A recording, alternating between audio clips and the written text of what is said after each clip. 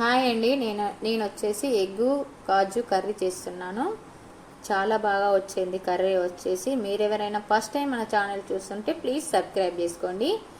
మన ఛానల్కి ఎవరైనా ఆ వీడియో వచ్చి పూర్తిగా ఎండ్ వరకు చూస్తే ప్లీజ్ ఎంతో కొంత నచ్చుంటే లైక్ చేయండి. మీ ఫ్రెండ్స్కు ఫ్యామిలీస్కి అందరికీ షేర్ చేయండి. నేను ఎగ్గు కాజు కర్రీ చేస్తున్నాను. దానికోసమని ఎగ్గును ముందు ఘాట్లు పెట్టేసుకొని కొంచెం కారం పసుపు వేసి ఫ్రై చేసుకొని పక్కకు తీసుకున్నాను. అదే బాండిలో మళ్ళీ కొంచెం ఆయిల్ వేసి ఒక 10-12 జీడిపప్పు పలుకులు ఒక ఆనియన్ ఒక టమాటా అవి మిగతాయన్నీ ఫ్రై చేసుకొని అవి కూడా గ్రైండర్లో తీసుకొని గ్రైండ్ చేసుకున్నాను.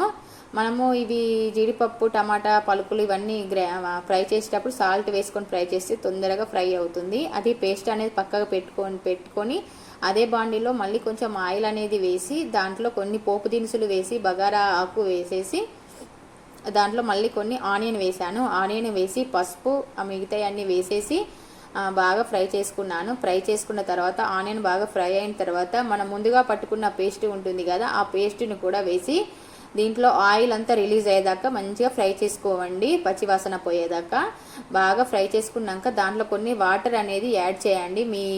మీ గ్రేవీ మీరు ఎంత థిక్గా తింటారో అంతగా మీరు అనేది వాటర్ అనేది యాడ్ చేసుకోవచ్చు. నేను తర్వాత వాటర్ అనేది యాడ్ చేసుకొని దీంట్లో ఒక 3 స్పూన్స్ కారమును కొంచెం పచ్చిధనియాల పొడి వేసి కొంచెం సాల్ట్ పసుపు అల్లం వెల్లుల్లి పేస్ట్ ఇవన్నీ వేసి మంచిగా ఉడుకుతూ ఉంటే ముందుగా ఫ్రై చేసుకున్న ఆ ఎగ్స్ అనేది ఈ గ్రేవీలో వేసేసాను. ఇది మనము మంచిగా బాయిల్ కావాలండి, చిక్కగా కావాలి.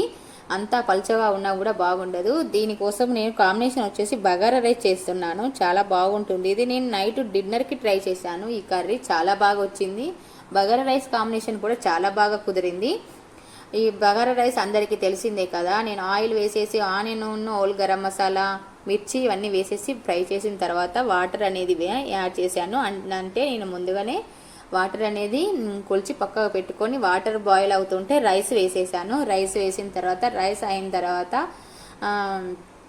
వేడివేడి అన్నంలో ఈ కర్రీ వేసుకొని తిన్నామండి. చాలా బాగా కుదిరింది కర్రీ వచ్చి. చూడండి ఇంకా ఉడుకుతుంది. చాలా చాలా బాగుందండి. చూడండి గ్రేవీ అనేది చిక్కగా అయింది. నేను 2 ఐటమ్స్ చేసేసాను డైరెక్ట్గా వెంటనే.